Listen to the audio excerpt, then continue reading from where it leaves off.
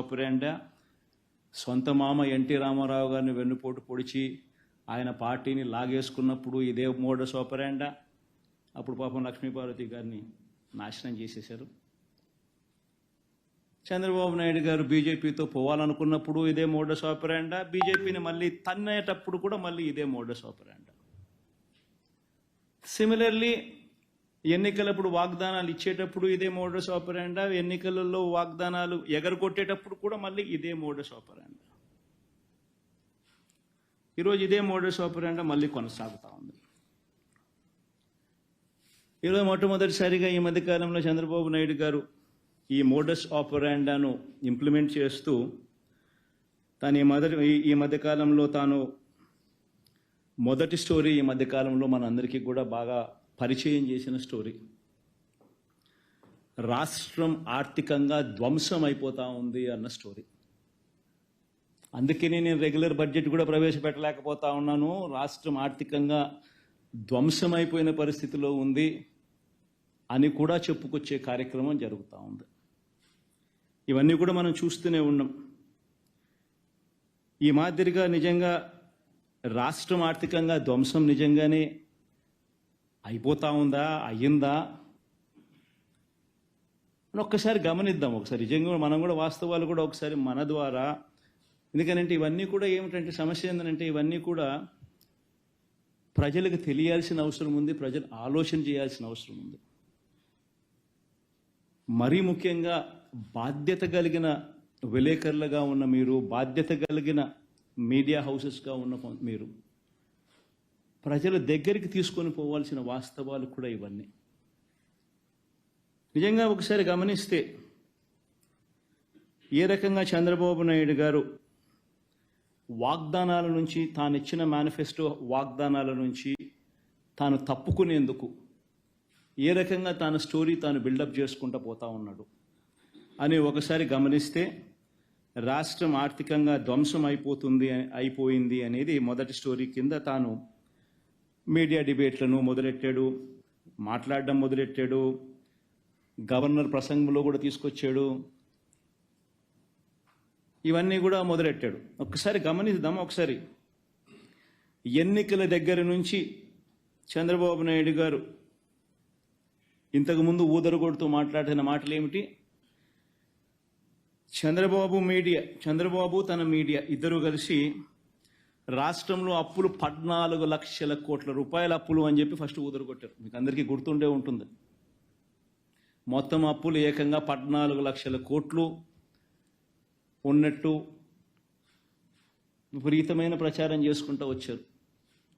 మొట్టమొదటగా ఒకవైపున 14 లక్షల కోట్ల అప్పులు ఉన్నాయని ఒకవైపున చెప్పుకుంటూనే, మరోవైపున సూపర్ 6 అన్నారు, సూపర్ 7 అన్నారు, సూపర్ 10 అన్నారు. అవన్నీ మళ్ళీ సపరేట్గా వాటికి సంబంధించిన ప్రచారం మళ్ళీ సపరేట్గా ఇచ్చుకుంటూ వచ్చారు. చివరికి చంద్రబాబు నాయుడు ముఖ్యమంత్రి అయినాడు. ఎన్నికల్లో తాను చెప్పిన మేనిఫెస్టో హామీలను అమలు చేయాలి అని చెప్పి ప్రజలందరూ కూడా అడుగుతూ ఉన్నారు.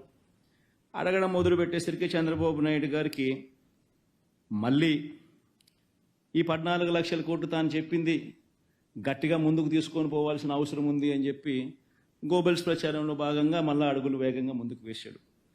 కానీ వాస్తవం చెప్పాలంటే అక్కడ 14 లక్షల కోట్లు ఉందా అసలు? ఫస్ట్ అప్పు లేనిది ఉన్నట్టుగా తను ఎట్ట చెప్పగలుగుతాడు? ఇప్పుడు ముఖ్యమంత్రి అయిన తర్వాత బడ్జెట్ డాక్యుమెంట్స్లో ఇవన్నీ చూపించక తప్పదు. కాబట్టి చూపించలేని పరిస్థితి వచ్చేసరికి చంద్రబాబు నాయుడు గారు పడరాని పాటలన్నీ పడతా ఉన్నాడు. ఇప్పటికే అధికారులను 2 సార్లు రివ్యూ అన్నాడు, అధికారులను ట్రాన్స్ఫర్లు అన్నాడు, రివ్యూ మీటింగ్స్ అన్నాడు, రకరకాల పద్ధతుల్లో చేసుకుంటూ వచ్చి చివరికి గవర్నర్ గారి ప్రసంగానికి వచ్చేసరికి 14 లక్షల కోట్లు కాస్త 10 లక్షలకు తగ్గించాడు. పోనీ ఆ 10 లక్షల కోట్లైనా కూడా పోనీ గవర్నర్ గారితో అయ్యైనా నిజాలు చెప్పించాడంటే అది లేదు.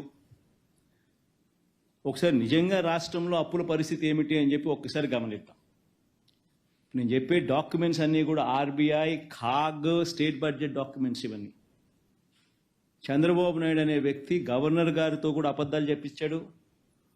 వైట్ పేపర్స్తో మరీ దారుణమైన అబద్ధాలు ఆడుతూ ఉన్నాడు. బడ్జెట్ అనేది రెగ్యులర్గా ప్రవేశపెడితే రెగ్యులర్ బడ్జెట్లో వాల్యూమ్ 5 అండ్ వాల్యూమ్ 6లో ఇవన్నీ కూడా మెన్షన్ చేయక తప్పదు అని తెలిసి రెగ్యులర్ బడ్జెట్ కూడా ప్రవేశపెట్టుకోకుండా దాన్ని కూడా దాటేసే కార్యక్రమం జరుగుతూ ఉంది. ఒకసారి గమనిస్తే రెగ్యులర్ అప్పులు ఎంత ఉన్నాయని చెప్పి ఒకసారి గమనిస్తే నిజంగా ఈ డాక్యుమెంట్ ఒకసారి చూడాల్సిన అవసరం ఉంది. ఒకసారి అప్పులు ఎంత ఉన్నాయని చెప్పి గమనిస్తే 14 లక్షలు కాదు, 10 లక్షల కోట్లు కాదు, వాస్తవ అప్పులు ఎంత ఉన్నాయని చెప్పి చూస్తే స్టేట్ గవర్నమెంట్కి సంబంధించిన డైరెక్ట్ గవర్నమెంట్ డెట్ ఇది కూడా ఏంది, నేను మార్చ్ 31 దాకా కూడా తీసుకోవడం లేదు, జూన్ దాకా తీసుకుంటున్నా. చంద్రబాబు నాయుడు ప్రభుత్వం తీసుకునే దాకా కూడా మన అకౌంట్లోకే వేసుకుంటున్నాం ఇంకా గ్రేస్ఫుల్గా. సో అందాక తీసుకుంటే కూడా చూసుకుంటే గవర్నమెంట్ డెట్ 5,18,000 కోట్ల రూపాయలు. చంద్రబాబు నాయుడు గారు అధికారంలోకి రాకమునుపు 1,18,051 కోట్ల అప్పు ఉంటే చంద్రబాబు నాయుడు దిగిపోయే టయానికి 2,71,798 కోట్ల రూపాయల అప్పులు గవర్నమెంట్ డెట్ అయితే 5,18,000 కోట్లు మన హయాం జూన్లో ముగిసే టయానికి పెరిగిన దాకా పోయిన అప్పులు. అంటే చంద్రబాబు నాయుడు గారు అధికారంలోకి వచ్చేసరికి 1,18,000, ఆయన అధికారంలోకి దిగిపోయేసరికి 2,71,000, మనం అధికారం మొదలుపెట్టేసరికి 2,71,000, మనం అధికారం దిగిపోయేసరికి 5,18,000 కోట్ల రూపాయలు అప్పులు. అంటే రాష్ట్రం మొత్తానికి ఈరోజు జూన్ 2024లో ఎంత అప్పులు ఉన్నాయి రాష్ట్రానికి అప్పులు అంటే 5,18,000 కోట్ల రూపాయలు అప్పులు ఉన్నాయి. ఈ అప్పుకు స్టేట్ గవర్నమెంట్ గ్యారంటీడ్ డెట్ కూడా కలుపుకుందాం. అబ్బా లిబరల్గా పోదాం, ఇంకా మనం చాలా లిబరల్గా ఆలోచన చేద్దాం, లిబరల్గా పోదాం. స్టేట్ గవర్నమెంట్ గ్యారంటీడ్ డెట్ కూడా కలిపేసుకుందాం. స్టేట్ గవర్నమెంట్ గ్యారంటీడ్ డెట్ కూడా కలుపుకుంటే అంటే ఈ సివిల్ సప్లైస్ కార్పొరేషన్లకు ఇటువంటి వాటికి అన్నిటికీ కూడా గవర్నమెంట్ గ్యారంటీ ద్వారా అప్పులు తెచ్చుకుంటే అటువంటివన్నీ కూడా కలుపుకుంటే చంద్రబాబు నాయుడు గారు అధికారంలోకి రాకమునుపు ఆయన హయాంలో స్టార్ట్ అయ్యేసరికి 5,744 కోట్లుంటే ఆయన హయాం ముగిసే టయానికల్లా అవి కాస్త 50,000 కోట్లకు ఎగబాకుతే మన హయాం స్టార్ట్ అయ్యే టయానికి 50,000 కోట్ల రూపాయలుతో మొదలెడితే మన హయాం ముగిసేసరికి అటువంటి అప్పులు 106,000 కోట్లకు ఎగబాకే. రాష్ట్రంలో ఇవాళ అటువంటి అప్పులు కూడా కలుపుకుంటే మరో 106,000 కోట్ల రూపాయలు కనిపిస్తూ ఉన్నాయి. పోనీ ఇంకా లిబరల్గా పోదాం, గవర్నమెంట్ గ్యారంటీ లేనేటివి కూడా కలుపుకుందాం. గవర్నమెంట్ పరంగా పవర్ జనరేటర్స్ లాంటి వాళ్లకు పేయబుల్స్ కూడా లెక్కేసుకుందాం. అవి కూడా లెక్కేసుకుంటే debt in the books of power sector corporations Chandrababu Naidu garu అధికారంలోకి రాకమునుపు 26,000 కోట్ల రూపాయలు ఉంటే ఆయన అధికారం ముగిసేసరికి ఆ పబ్లిక్ సెక్టర్ అండర్టేకింగ్స్లో ఆ కార్పొరేషన్స్ పవర్ సెక్టర్ కార్పొరేషన్స్లో 64,674 కోట్ల రూపాయలకు అప్పులు ఎగబాకే. ఇంకో పక్కన దేశం ఒక్క పవర్ సెక్టర్లో మనం చూస్తే కరెంటు ఛార్జీలు పెంచిన తర్వాత వీళ్ళు చేసిన అవకతవకల వల్ల 1,20,29,000 కోట్ల రూపాయలు ఒక్క విద్యుత్ శక్తిలో బకాయిలు పడే పరిస్థితికి వచ్చాం. ఒక్క పవర్ సెక్టర్లోనే 1,29,000 కోట్లు. అంటే ఏ విధంగా మిస్మేనేజ్ చేశారు, ఎంత అవినీతి చేశారు, ఎంత అసమర్థ పరిపాలన చేశారో ఇది ఒక ఉదాహరణ. పోలవరం పూర్తి ఉంటే 45,000 కోట్ల రూపాయలు ఇప్పటికీ మనకు ఒక ఆదాయం వచ్చేది. అంటే ఇది కాకుండా మీరు ఒకసారి చూస్తే ఒక్క డ్యామేజెస్ లేకుంటే ఇప్పుడు అదనపు ఖర్చు 4,900 కోట్లు అవుతుంది. ఏదైతే ఐడిల్ పవర్ గాని వచ్చుంటే 3,000 కోట్ల రూపాయలు ఇప్పటికే ఆదాయం వచ్చేది. మొత్తం అన్ని కలిపితే ఒక 55,000 కోట్లు అవుతుంది ఒక్క పోలవరం వల్ల నష్టం. ఇంకో పక్కన దేశం మేజర్ ఇండస్ట్రీ ఒకటి రాలేదు.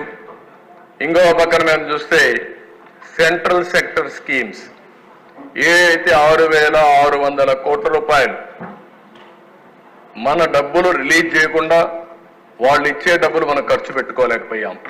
సెంట్రల్లీ స్పాన్సర్డ్ స్కీమ్స్ అన్నీ కూడా మనం ఉపయోగించుకోలేకపోయాం. దానివల్ల పేదవాళ్ళకు న్యాయం జరగలేకపోయింది. ఇలాంటివన్నీ కూడా మనం చూసిన ఒక్కొక్కసారి డైవర్ట్ చేయడం, ఆ డైవర్షన్ వల్ల కూడా గవర్నమెంట్ ఆఫ్ ఇండియా డబ్బులు ఇవ్వకుండా నిలిపేసే పరిస్థితికి వచ్చారు. నెక్స్ట్ ఇక్కడ మీరు చూస్తే ఒక చార్ట్లో చూపించాం అధ్యక్ష. ఇందులో అమరావతి పోలవరం రోడ్స్కి పెట్టుబడులు చాలా బాగా క్యాపిటల్ ఇన్వెస్ట్మెంట్ తగ్గించేశారు. ఇంకో పక్కన యాంటీ ఇండస్ట్రియల్ పాలసీ 227 ల్యాండ్స్ అన్ని అలాట్ చేస్తే అవన్నీ విత్డ్రా చేసేశారు, వాళ్ళు తరివేశారు. ఇంకో పక్కన చూస్తే అధ్యక్ష వెల్త్ క్రియేట్ చేయకుండా GSDP gross state domestic product national లెవెల్లో జీడిపి అంటాం, మనం జిఎస్డిపి అంటాం. అది 6,94,000 కోట్ల రూపాయలు తగ్గిపోయే పరిస్థితికి వచ్చింది. 19-20 నుండి 23-24 వరకు విడుదలైన గ్రాంట్ వివరాలను ఈ విధంగా తెలియజేస్తున్నాం అధ్యక్ష. 14 ఆర్థిక సంఘం 2019-20 ఆర్థిక సంవత్సరంలో కేంద్ర ప్రభుత్వం ద్వారా విడుదలైన మొత్తం 2,336,56 అధ్యక్ష. ఆంధ్రప్రదేశ్ ప్రభుత్వం ద్వారా గ్రామ పంచాయతీలకు విడుదలైన మొత్తం 2,336,56 అధ్యక్ష. మొత్తం 14వ ఆర్థిక సంఘం 5వ సంవత్సరానికి 2019-20కి 2,336,56 అధ్యక్ష. అదే ఆంధ్రప్రదేశ్ ప్రభుత్వం ద్వారా కూడా గ్రామ పంచాయతీలు విడుదలైన మొత్తం 2,336,56 అధ్యక్ష. 15వ ఆర్థిక సంఘంకి సంబంధించి 2020-21 ఆర్థిక సంవత్సరానికి కేంద్ర ప్రభుత్వం ద్వారా విడుదలైన మొత్తం 1,837,50,00,000 అధ్యక్ష. ఆంధ్రప్రదేశ్ ప్రభుత్వం ద్వారా గ్రామ పంచాయతీలు విడుదలైన మొత్తం 1,837,50,00,000 అధ్యక్ష. 2021-22కి 1,338,52,00,000 అధ్యక్ష. ఆంధ్రప్రదేశ్ ప్రభుత్వం ద్వారా గ్రామ పంచాయతీలు విడుదలైన మొత్తం 1,338,52,00,000 అధ్యక్ష. 22-23 ఆర్థిక సంవత్సరానికి 1,378,65,00,000 అధ్యక్ష కేంద్ర ప్రభుత్వం నుంచి వచ్చింది. ఆంధ్రప్రదేశ్ ప్రభుత్వం ద్వారా గ్రామ పంచాయతీలు విడుదలైన మొత్తం 1,378,60,00,000 అధ్యక్ష.